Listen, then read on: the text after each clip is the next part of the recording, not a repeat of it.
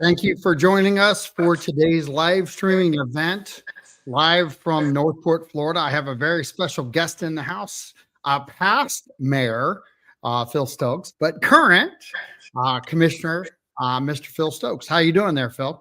I'm great, John. Yourself? I'm doing good. So I don't know if you noticed the snag of the picture I put up today for the podcast, but it was of you and Val, and I believe you were dressed in some Christmas stuff. And No, I missed it. yeah, so I made it look good because Val was in it. So There uh, you go. everybody out there is going to give a thumbs up at this point because they know. The best part of Phil is Val. That's Um, it. there you go. So Here's my better half. it's your better half. There you go, brother. So we've got an interesting situation playing out at City Hall with the end of the year. Yep. What do the end of the year challenges bring commission? Well, really for us, it's a little bit of a break in the action for the couple of weeks. So a lot of opportunity to get with our, everybody's celebrating the holidays, so we get to get together with all of our partners out there, from the chamber to the other nonprofits, the seniors. It's a good time of year. I think an optimistic time of the year, and we'll start to lay the groundwork to get ready for strategic planning coming in January. And really, I think this is going to be a big budget year. I think we'll see ourselves getting into the budget process a lot earlier than in previous years, just because there are a lot of challenges we're facing. So it's, I think this time of year is a nice time of year. It's challenging. A lot of people going on vacation, going to visit people. So it's, ready to turn the page on a new one. Listen, I can say this out loud, and I'm sure that I have lots of people. 2025 is almost history to me, and I did that in June. So I'm ready to start the new year. I've already been pretending it in my head. So I can't wait for New Year's Eve. The Buckeyes play, so hopefully we'll get a victory there. But I need to I need to get busy in the new year. So I'm super excited about what's happening within the city, because we've got a lot that is going to happen in January. That's going to springboard us into a 2026. How important is it to start the year out moving forward? Just putting the grind out there. Well, there's a lot of shovels in the ground. You look at prices chugging ahead. We're pushing as quickly as we can to get it done right and get it done in a as timely a fashion as possible. Anybody who's coming in and off of Route 75 at Sumter is seeing all the land cleared for the hospital, the Sarasota Memorial Hospital. We've got projects going up. We've got Benderson is I'm sure during this coming year going to be working on the area between Sumter and Cocoa Plum. They also have acquired, I believe, property over in Welland Park, beach right off of Villages Boulevard. That's going to be a large commercial and retail area for us. We're looking at starting to put a plan together for how to build out the infrastructure in Activity Center 6 and 10.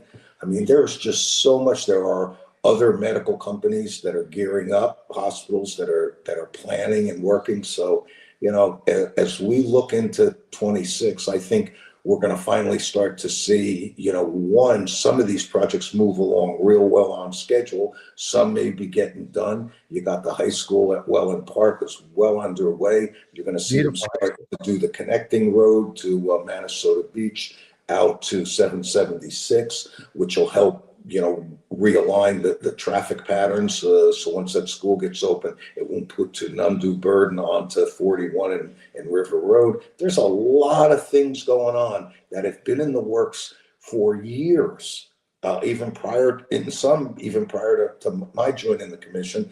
And And a lot of these are finally starting to take root, and we're starting to see the fruits of a lot of commissions, labors, and the hard work of staff and all our outside partners. So it is exciting. The magic is going to be to continue to operate the city without raising property taxes, the rates anyway, and find a way to deal with what potentially could be coming at us from the state level. If we have to deal with less revenue, we're going to have to tighten our belts significantly, and that's going to have an impact on services. So, we're trying to prepare and plan and think about how we might be able to deal with these,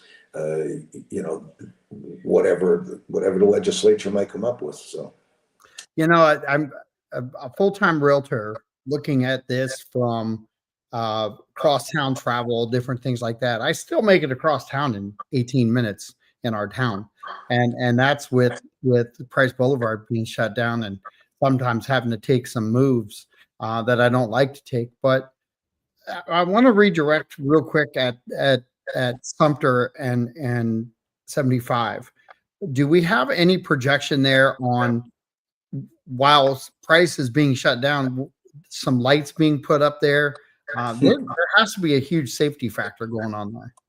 Yeah, there's no doubt. And those, that whole interchange needs to get rearranged. To tell you the truth, I just joined within the last couple of months the MPO board. Each of us sit on various boards and committees with the county. And so Commissioner Langdon and I swapped that one out. And so I actually need to come up to speed, and all over the next month or two, as I'm up there, I'll try to get a feel and be able to report back to the public as to what their timetable is, because that, especially there at Sumter, and Toledo, both of them need doing. Both of them are on the planning boards. I just don't know the timetable on them, to be perfectly honest with you. So, and staff actually have a much better gauge on the timing of them than I do. And neither one of those two interchanges are strictly on the books for Northport. It's a combination, isn't it? State. Yeah. I mean, it's going to benefit the entire area, but it's not our project. That's where I'm going. So stay right there for a minute. Explain that.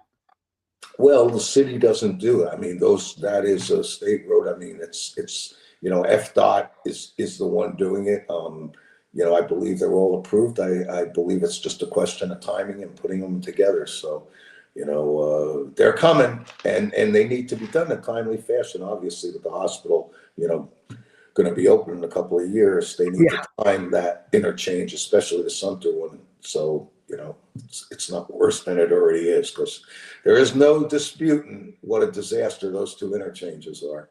Right. And that really does have a lot of travel implications to everybody right now. Just because we only have the two exits, but neither one are functioning at what I would consider 100%. I would say you're right. Yeah. So the good news is it's on the table. The bad news is it's kind of out of our hands, and we're still waiting on the powers to be in the state level to come down and give us some answers, right? Yeah, they're not projects the city does. They're not our roads. We've done what we need to do. Now it's a matter of, continuing on with all the things we've been doing out there, and for, at the appropriate time for FDOT to, get them done. So they'll get done. Chuck English. Hey, Chuck. He says, good afternoon, gentlemen. Hope you're having a blessed day. We are, I think. I know I am. I think Phil is. And I hope you are, Chuck. Any action on the exchanges are at least 5 years away.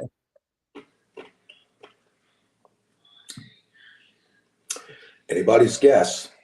Yeah, I think it's going to happen sooner than that. I don't think they're both going to happen at the same time, but I think the pressure is going to be put on with the hospital.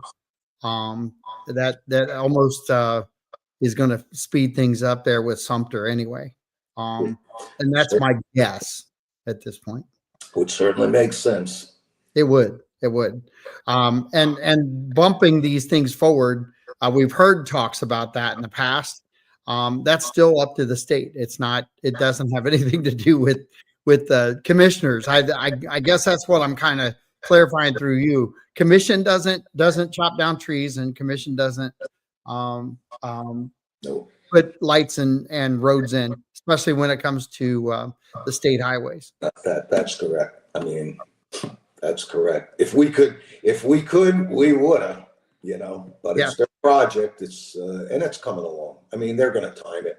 They're going to time it just like there'll be the effort to connect Minnesota Beach Road to 776 before the high school gets open. Because once it's open, you're going to have all those buses running, Yep. and we need to be prepared. Same thing when the hospital opens. So I would imagine before 28 in that range, if that's the projection for the hospital opening, they'll I'm sure will, Yep. Debbie McDowell. Hey, Debbie.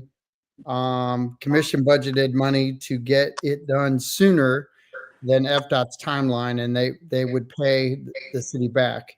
About 2 years out, 2 years ago, FDOT decided to do the interchange improvements. Sure would be nice if there were regular. Sorry, I had to scroll up. Regular updates on both exchanges. I agree with you, Debbie. I think we're doing that as far as trying to get information. You did say that you're going to go directly up there and start in 2026. As you get updates, would you mind jumping on, and even if it's a quick 5-minute update, whenever you find something out, we'll just do a quick update. My pleasure. Awesome. That'd be great. Thanks, Debbie. We've got just a lot happening at the Welland Park Northport area. I personally took a tour of the high school up there. I can only tell you it's amazing. The things that they have done there, the things that they have thought of. I remember back though, when we had the whole incubator sessions back with Peter Bartolotta back in the day. And he made a statement. It's kind of funny because it is showing through right now with the hospital and all the medical facilities coming here. He envisioned that this would be the hub for medical, and we all, as a group, we all talked about that in depth. And it's kind of funny that we talked about it, and it's actually happening at this point. And it's kind of a cool thing to sit back and watch, to see all the medical buildings arriving in Northport. Gosh, that was 20 years ago, easily for me, because I've been here 25. So I can't imagine. Debbie's been here longer. I know you've been here shorter than me, but I can't believe some of these. Even Chuck, I wonder how Chuck feels about the hospitals finally getting into Northport, because they have been needed for sure. And now that we're over 100,000, the rooftops are definitely demanding it. What's your thought on how things are developing within the medical community in Northport? Well, I think, one, it's a long time coming, and two, I really do believe that while there will be many industries that will find Northport appealing because of, the location, the availability of labor, the opportunity with the growth that's going on here. But when it comes to the healthcare industry, I really think that Northport is going to become a medical mecca. And it'll be a little different than Sarasota, but you're going to see, I do believe over the next 5 to 10 years, you are going to see a plethora of medical and healthcare related businesses gravitating to this area. I just think they feed off a hospital like this. You've got Advent Health, you've got HCA, you've got SMH, you've got the behavioral healthcare. I mean, these are anchors. Then you got the urgent cares, and then you talk about the hundreds of medical type businesses that can come here. So when you see density grow in the area of apartments and condos and housing, there will be jobs. And that, to me, if I had to pick two things that I think, it's not easy to solve on your own as a municipality, but that have to be first and forefront in our planning as well as is keeping taxes low and working on our infrastructure. And that's creating job opportunities and retooling our labor force. With 80-90% of the working population in the city leaving the city every day, there's tremendous strain on the roads. As we know, if we could peel back 10, 15, 20% or more of those folks and get them retooled to be able to work where they live here in the city, it would be huge. It would have tremendous ripple effects throughout the city. And additionally, affordable housing. I mean, there are projects, but workforce housing is a huge need.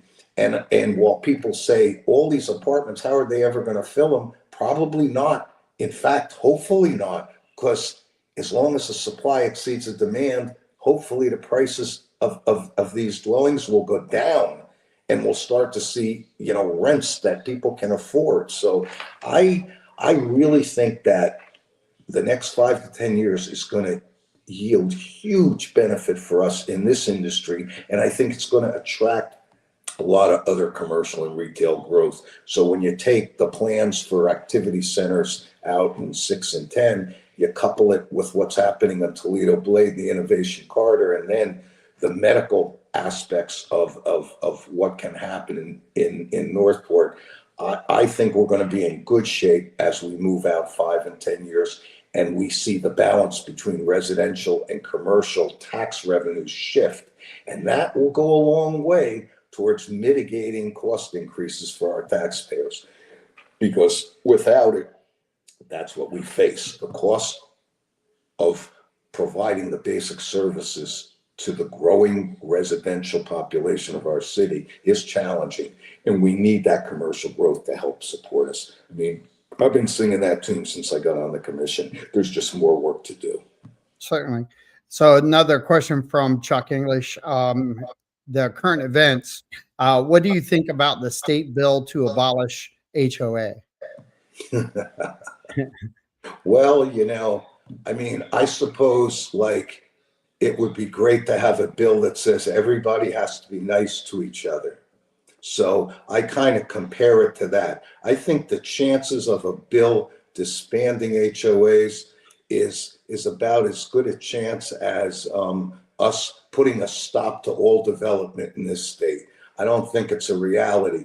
I think like anything else, when people get frustrated because the way things aren't the way you want them to be, sometimes it seems easier to just throw the baby out with the bathwater, chuck everything out, change everything. The truth is, what we need is to fix things.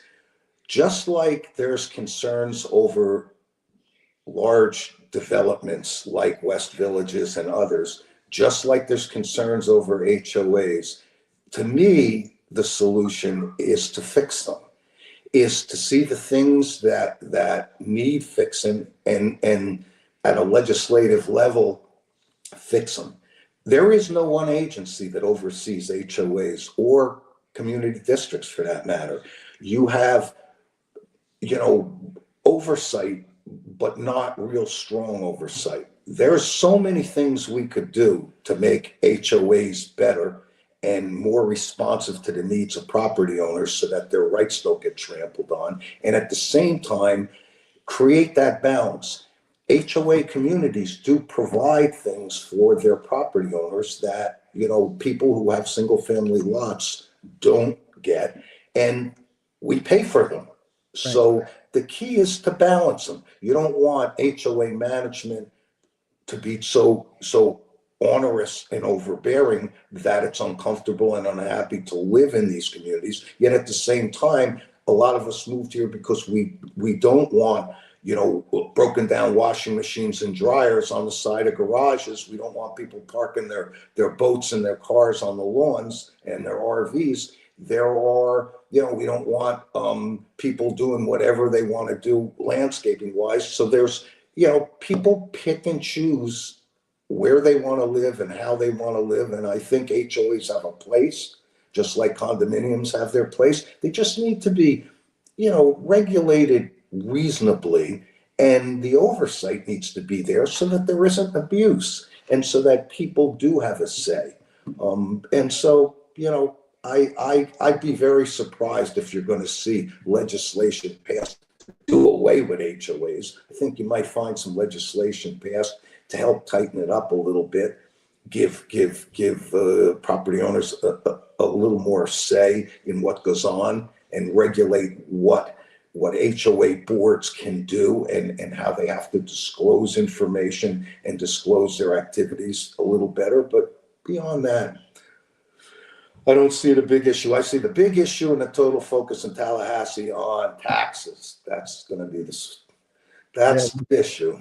That is going to be the issue. And now that we've had our fair share of a little bit of a downturn with travel and so forth, especially on this coast. I don't know so much on the other coast. They're pretty active over there because they didn't have the hurricane damage that we've had here. When you lose Fort Myers Beach almost in totality, and then you come up our coastline and you hit Inglewood Beach, and we're just opening a lot of that stuff back up, including some of the condos that are on the lower levels out there. Things are just different here than they have been over the years. And when you're in the rebuild process, things look a little different than when you're on the other coast, and things are just moving along like they normally did, even with an economic downturn. So taxes are definitely a key. How is the tax in Northport? How's that going to affect the citizens here? I know that we've talked a lot this year about the commercial side of things and the balancing act that we kind of have to play out. But let's leave it like it is, and let's talk about where we're at currently. And we've done 6 years in a row now without a tax increase as far as the Northport citizens are concerned. Well, no, but go ahead. I know you're going to correct me, but go ahead. Actually, to correct you, the city of Northport has not raised its property tax rate, its millage rate. Property taxes have gone up for a lot of people because the values of the properties have gone up, which is a county assessed thing. But nevertheless, for our citizens, for me, and for everybody else who lives in the city, we've experienced increases in our taxes because values have gone up. And it's nice that we're building some equity, but it doesn't help when you have to write that check.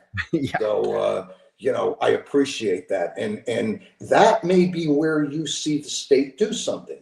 One idea, that's kicked around out there, which wouldn't be a bad one, is, if let's say it were determined that a normal, I'll just pick a number, 3% cost of living or cost of property appreciation would be acceptable. And anything beyond that, maybe it's 3%, 4%, 5%, a number is picked. Anything beyond that, then municipalities and counties would have to look at a rollback rate. So in order to sort of cap, kind of like the homestead exemptions do, so we can try to mitigate the kind of increases people are facing, because people need to plan, and it's hard when all of a sudden, not so much this past year, but the prior couple, when you're looking at 15-17% jump in a property appreciation, that translates to a pretty big tax hit.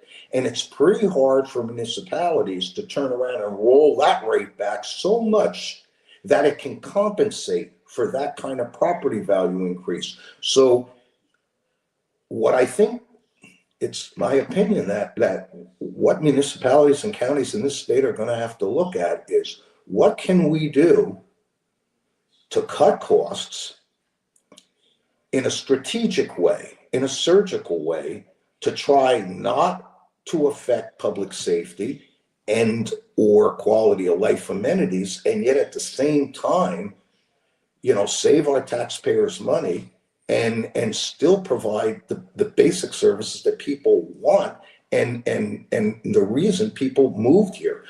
That's my concern, and I think that's a balancing act that's not going to be easy. It's going to be different for every municipality and county, and I think you add to it whatever the state may do on a legislative basis. I think we need to do this on our own.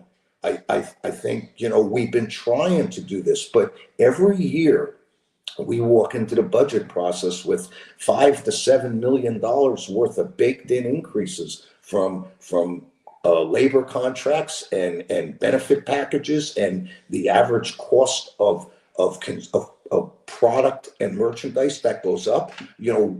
Our first workshops typically give us a glimpse of what increases we're facing and the new hurdle. So not only do we have to cover what we spent in the current year, but that incremental piece, that costs are going to jump, and we can't do much, if anything, about them.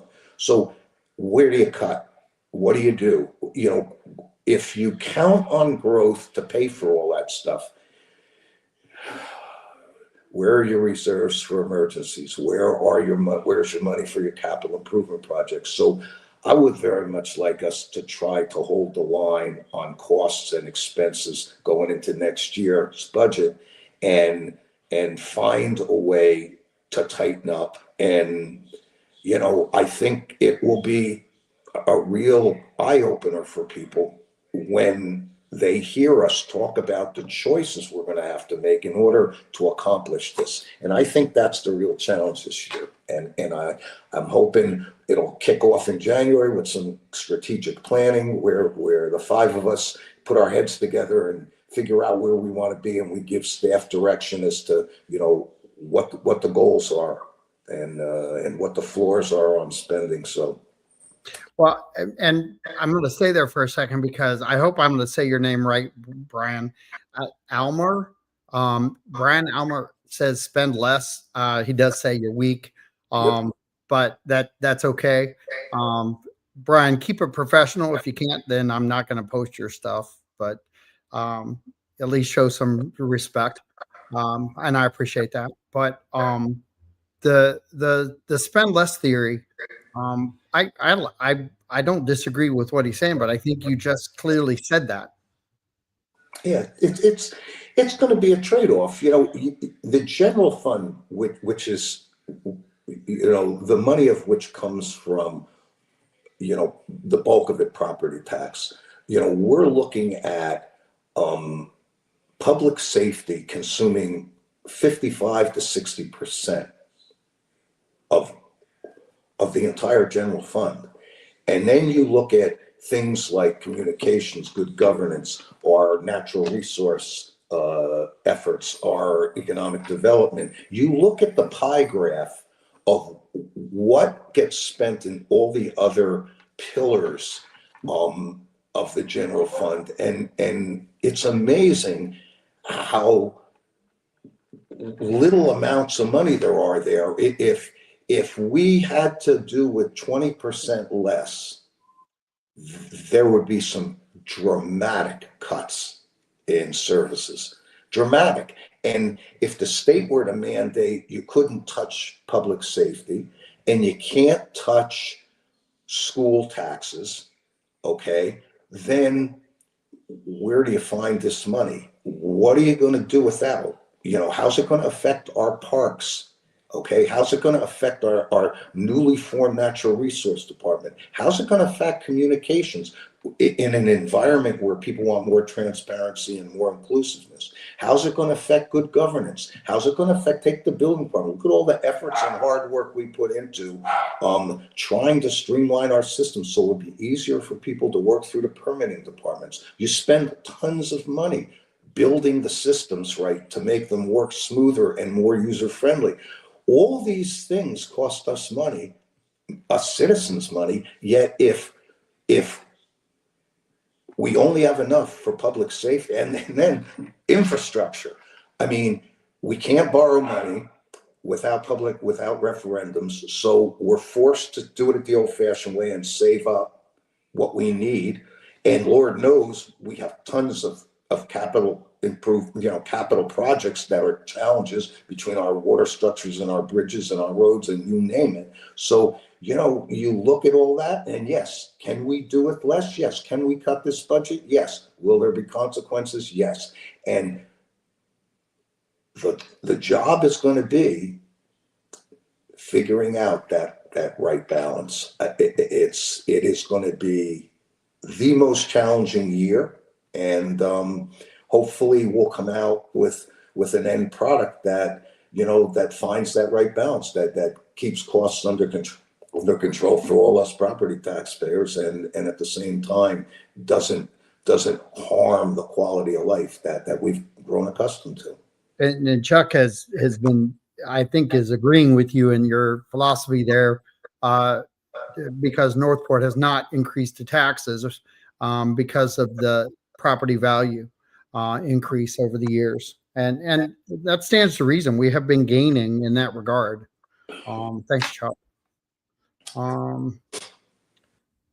Brian says, if you can't budget, you're not the right man for the job.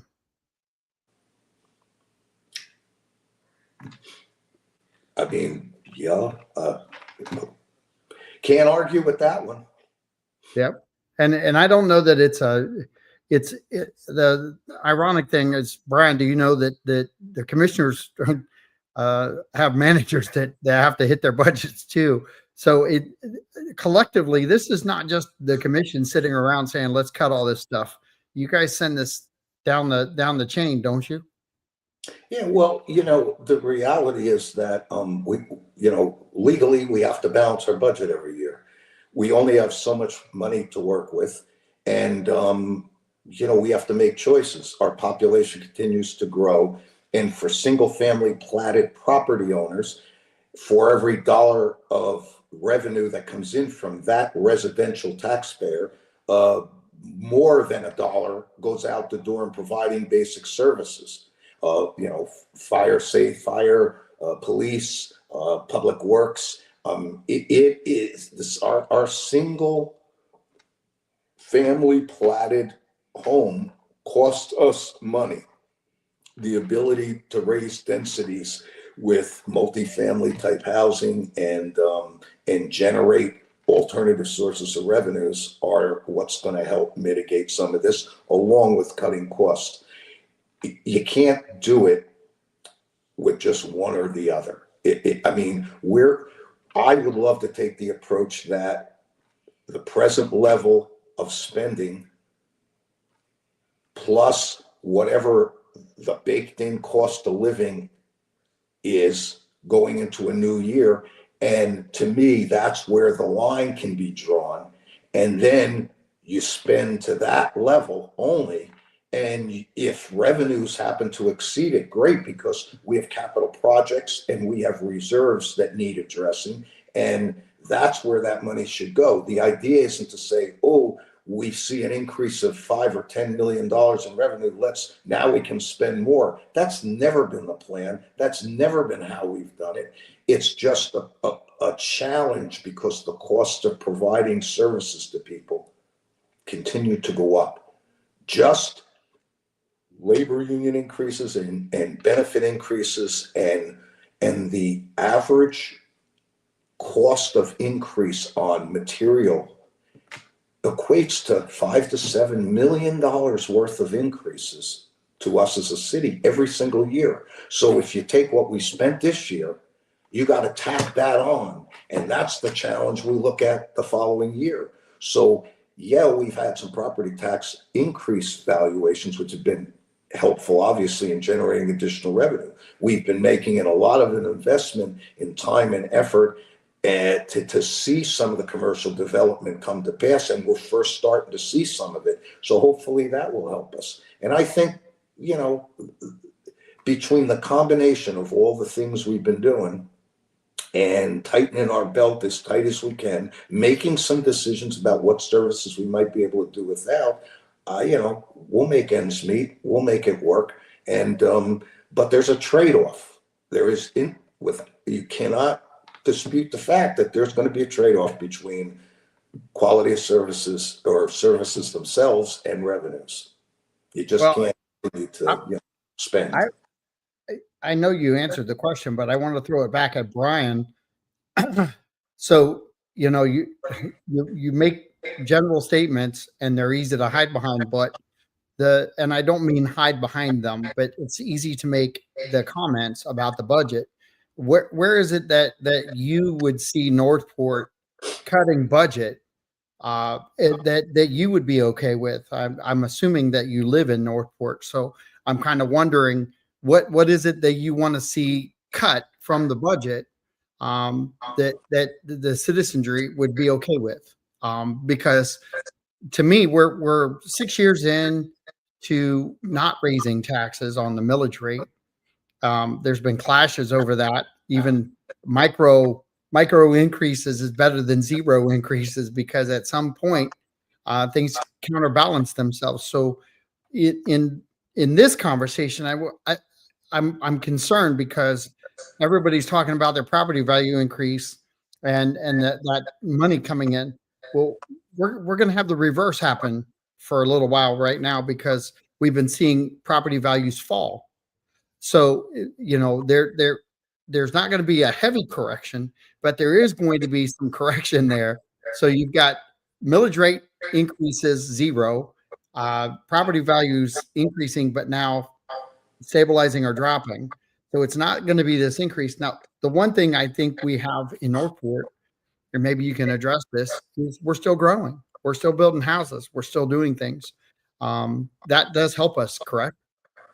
Sure. I mean, interestingly enough, if I'm correct, last year, uh, if you separated out West Village's property value increase, the rest of Northport saw a property value decrease. What netted the city in its entirety to I want to say it was about an 8.5% increase, was the property value increases in the Welland Park area as new products keep coming on board, and the values here in this district keep, even though the market's softer, it's still pretty healthy right here, and property values are pretty still strong in the Welland Park area. So I think that counterbalanced some. But yeah, that is what we're looking at. And if you add, while I don't think it'll hit this next fiscal year, if the legislature decides it's going to increase homestead exemptions, it's going to find some ways to cut out part or all of property tax, you'll see that impact come in 27. And boy, oh boy, we all better be ready for it, because it's not going to be a question of where we're going to cut. I mean, it's not going to be a question of if we cut, it's going to be a question of trying to work with the available revenues that are going to be coming in. And they're going to be, if there's a significant legislative act that reduces or does away with a portion or all of property tax, I don't know how you replace all that. I just don't know how that happens. I think then there's some dramatic changes that are going to occur in the way, places get governed. So it'll be interesting. It'll be very interesting to see. You know, Anybody who doesn't think that we don't sharpen that pencil is just wrong. Every department, if people watch that budget process, it's a half a year in the making, putting a budget together, and the numbers are really crunched, and every department squeezes where it can. There's an awful lot of cutting that takes place before the first pass on the budget even gets to us. And then once it does, we squeeze where we can. Every year we've been up against what probably should have been an incremental increase in property tax rate. But our commission just felt that that was unacceptable, that on top of all the other increases taxpayers are facing, we were not going to raise our property tax rate, and we didn't. So we found ways to balance the budget around it. And that's what we'll continue to do. Whatever it takes, we will do it. We have to balance that budget. We have to work with the money we have available. And I'm committed to not raising that property tax rate anytime. As long as I'm sitting on that dais, I'm not going to I'm not voting to raise the property tax rate. We got to find other ways to make the budget work and make ends meet. And if that means cutting services, then that's the direction we need to go. If we have to be creative in how we do our grant funding and how we fund our capital projects, so be it. If it takes a little longer to do some of them, then it will. But I'm committed to not raising taxes, and I'm committed to getting the city's commercial balance or growth in line, so that it can help take some of the pressure off, because that's where the money is going to exist to do a lot of the things we need doing. But, we've set the groundwork for it, and it's going to just take time and effort, and we're continuing in that vein. In the meantime, we're going to have to hold the line everywhere else. That's So all. Debbie McDowell says, interesting. Where would the average citizen find that data separating property value from Welland Park, Northport Welland Park, by the way, and Legacy Northport? I would start with the county assessor's office. Okay. So we've got about 17 viewers, and we've got a lot of people watching. I want to give a shout out to Myra Eagle and Chuck English, Jeremy Ansel for liking. And please like and share this. The more that we can do that, the more information gets out to the public and to the consumer, and the more that they can join us once a month to have the town hall meetings. I guess they're technically town hall meetings that we're holding, where the Q&As are coming in from the citizens themselves, which has been fantastic. But you've got this commitment towards taxes. Do the fellow commissioners feel the same way? Well, I would like to hope so. I think all five of us are fiscally conservative, and we've shown that. We're all concerned about, managing the growth and continuing to provide to existing citizens and new folks that move here, to providing the quality of life that makes Northport attractive. And we got to do it in as fiscally responsible way as we can. And I appreciate that the average citizen doesn't understand necessarily some of the enormous financial challenges in providing the basic services. And there's always room to improve. There's always room to cut costs. There's always room to tighten our belts. All of it comes with a cost. There's trade-offs. We worked hard. You think of, it was not even 4 years ago, we didn't even have a natural resource division. We got a city that's 100,000 people, 104 acres. And when I was running for office, people said, we really need this. We have no balance. We have who's looking out for our gopher tortoises? Who's looking out for the scrub jays? Who's looking out for the trees? I mean, we have a natural resource department. A couple of $1 million of our city's resources go to run that department. We have $2.5 million in this coming year's budget for the acquisition of environmentally sensitive properties. We have, I believe it was close to $1 million for tree planting. I mean, we're trying to address what a section of our population is concerned about, and that costs us all money. At the same time, people were embarrassed by the condition of Mineral Springs. That project's underway. That will be cleaned up. That will become a real attraction, something we can be proud of. People wanted a conservation easement. We're going to put a conservation easement on that property and forego any high impact development that might generate revenues. We'll find it somewhere else. People want, there's a lot of things we all want, but it costs us money. It costs us time to do. And yet it all goes to creating a quality of life for us here in the city. People can't imagine running our community centers probably costs us $500,000 plus a year for each one of them, just to operate them. What about all the ball fields, all the things we keep up? People just, it's easy to complain when something looks like it isn't properly maintained or replaced or improved, or when something falls short. And yet when it comes to writing a check for it, none of us really want to pay for it. And so, finding that sweet spot is our challenge, and we're up for it. That's what we do every single day. And we know that at the end of the day, most of the decisions are going to end resulting with some people not liking every decision we make. Some people like some decisions, but we continue to make the best decisions for the best interest of the city as a whole. And that's what we do. So Chuck English says, tell me if I'm wrong.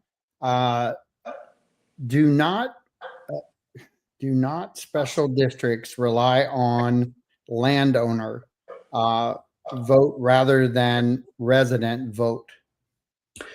It depends on the how far mature they are. Like, yes, the answer to your question is that until control turns from the landowners or the developer, until it transfers control of those boards to property owners, yeah, there is a period of time. In HOAs, control doesn't turn until it's 90%.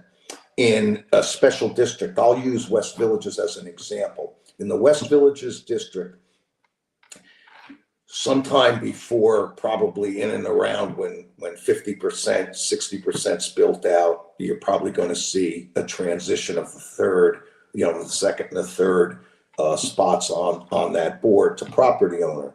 But,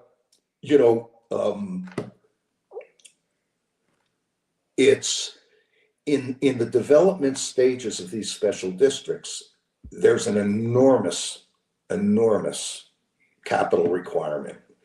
Look at the infrastructure alone. Could Northport have ever supported West Villages on its own if it had to have invested in the infrastructure to build out this area? Never would have happened. But developers owned the land. Developers could lay out the hundreds of millions of dollars that was required. There is alone $30 million more of developer money that just went into the water, the irrigation water systems in the district that have yet to be distributed and spread across the property owners. So there's some value in developer control because they have the money, they have the expertise to be able to manage these special districts until such time as there's a broad enough base of residential property owners to carry on. And there's things that can be done to make sure special districts are run properly. Lately there's been a spotlight, so to speak, no pun intended, on special districting. And there are good ones and there are bad ones, just like there are good and bad in every industry and every business everywhere. Good people, bad people, good businesses, bad people, good ideas, bad ideas. Special districts are a tool.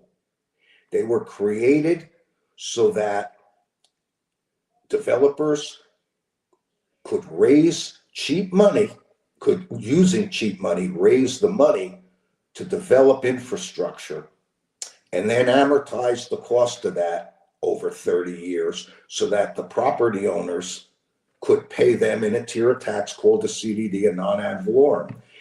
In a lot of other places, property or developers will build the cost of infrastructure into the price of their houses. Let's face it, we live in a capitalist system, so businesses are going to make as much money as they can. We're a property rights state. So if you got a developer that owns large pieces of land, large acreage, and they're going to develop a project like West Villages, they're going to make as much money as they can make. But at the same time, they want a house price point that makes sense, that they can sell. And so it's a question of, in the end, who pays? Who pays for everything? It's always the consumer that pays. So whether we pay for the cost of infrastructure in a special district in the cost of our house, or whether we pay for it in a CDD tax bill that comes in once a year, no matter how you cut it, we're paying for it. And in addition, while we live in special districts, I live here in West Villages in a special district, I not only pay my slice of the infrastructure for my district here, but I also pay my fair share of the rest of Northport. And that's just how it works. Conversely, legacy Northport taxpayers don't have to pay for our infrastructure, which is a good thing. But the developer, by being able to go out and issue bonds through a CD and create through a special district, borrow that money at significantly less than they would if they borrowed it in connection with building houses and layering that cost into the cost of the house. That was part of the reason why CDDs were created to begin with. It was another way to finance infrastructure. And then for property owners that live in a house 5, 7 years, when they move, the next homeowner picks up the ball on that infrastructure because they're going to benefit from it going forward. And it's not built into the cost of the house that that former property owner is selling. So there's some value in this. But when it comes to doing it properly, making sure that developers don't overburden districts with debt. In West Villages, it's a big development, yet there has been no new bond issuances in the West Villages Improvement District in any community that came about after the first property owner acquired their property, which means that we didn't have a group of property owners here that bought thinking that their non-ad valorem CDD taxes would be one thing, only to find that the developer, while still in control of that district, added tens of millions of dollars of debt. That isn't being done here. They've not done that at all, Mattamy. So whatever we knew coming in, if we did our proper due diligence, we knew coming in the door what our CDDs were going to be. The variable to that number is CDD payments each year consist of two things. One is the payment off the bonds and the interest for the infrastructure. The other is the operations and maintenance. And operations and maintenance of a district do tend to go up over year after year. So there is always some incremental increase in CDDs, but it's not on the original investment in the infrastructure. So to me, that's a responsible developer because they're not screwing us down, us property owners. They're not, once I'm a owner and I don't have any say and control over that district, they're not coming in and overburdening me with debt. They continue to make investments as a developer to expand this area, to bring new amenities. Downtown Welland Park is owned by Mattamy. Everything you see that goes on in downtown Welland Park is being, other than their individual businesses that are operating, are being paid for by Mattamy. And, all at some point, the district will assume, I'm sure, the operations of downtown. But, like anything, good commissioners, bad commissioners, good accountants, bad accountants, good lawyers, bad lawyers, good developers, bad developers. You got to look at who you're doing business with. You got to look at who's doing what, and then you evaluate things. So, my feeling is, special districts, they got their challenges. There are some in our city of Northport that are in communities that are older and are now, while still paying off their old bonds, are starting to face having the challenges of resurfacing roads and fixing curbs and fixing lighting. So, now they're looking at some additional capital improvement challenges as communities in their own CDDs, in their own community development organizations. And those are challenges for them. So, they're going to have to figure out how to do it. And the property owners who live there, it's a burden that they bear. So Chuck English, you just made a comment that I am concerned about, similar to the one you made from the commission, that Legacy Northport is a burden to the city. I'm not sure I heard that come out of your mouth, but no, not at all. No, I think what Chuck might be referring to is my comment about that maybe a single family platted property generates less revenue in taxes than it costs to supply basic services. And for a quarter-acre single lot, that is correct. But as a whole, I certainly didn't say that, and that certainly is not the case. I don't know how anybody can say that. Hopefully that answered your question, Chuck. Let's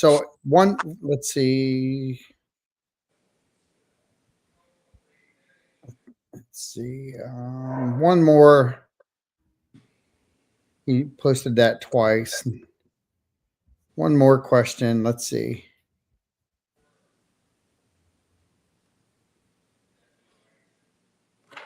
Now he's posted it 3 times. So obviously Chuck is stuck on repeating the same question. I need you to apologize if I was wrong. I need you to apologize if I was wrong, sir. I must have misheard your comment. With respect. That's all right. Awesome, Chuck. Thank you. So Chuck just apologized if he misheard. Oh yeah, he didn't need to apologize. No, just didn't. I said what I said, but no, Legacy Northport is That's the not a beauty in this. drain on our city. How could you say I that? love the fact that he was able to adjust that. And Chuck, great follow up.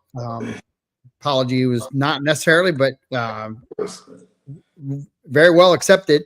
That's the beauty in this conversation, is that everybody has their right to digest it and comment, and whether it is found to be true or not, at least everybody's kind of on the same playing field now. We've got no time left. You've stuck around for a little over the time allotted, but I want to wish you and your wife a Merry Christmas. Myra said that, Myra Eagle. I need to post that up there. Thank you, Myra, for saying Merry Christmas, Northport. Diane Carr, my neighbor, love you. She runs her own little business right here in Northport. Check her out. Valerie, I love you, and you're the best part of the guy who's on the screen right now. And everybody else who participated today, I want to say thank you for participating. And if I don't get to talk to you between now and then, happy holidays and Merry Christmas to y'all. And as we approach 2026, let's start out with a bang. But Phil, thanks for taking the today. Thanks for everybody who signed on and listened in. And I wish you all a happy and a healthy Christmas and New Year's. And I hope that everybody kind of looks at our city and looks at the things that we have, the challenges we're facing and the opportunities we're facing, and looks at 26 with an optimistic eye. It's time to see some of the good stuff that goes on in our city, some of the positivity, instead of dwelling on the negative. And not that everybody does that. There isn't anybody that does that all the time. I think that we are a great city. And I've said it before publicly, I say it privately. We are a city on the map, a city growing, a place people want to come and live. And, are we perfect? No. Do we have challenges? Yeah.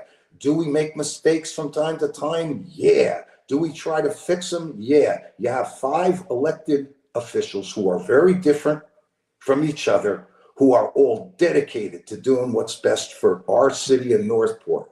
We all want it to be a great city, a greater city than it already is. We want to be able to do it in the most cost-effective way, be the best stewards of your tax dollars. We try to do so many good things, and when we don't, and when we mess up, or when there's things that aren't done that need doing, we try to get at it. And that's our focus, and it will be going forward.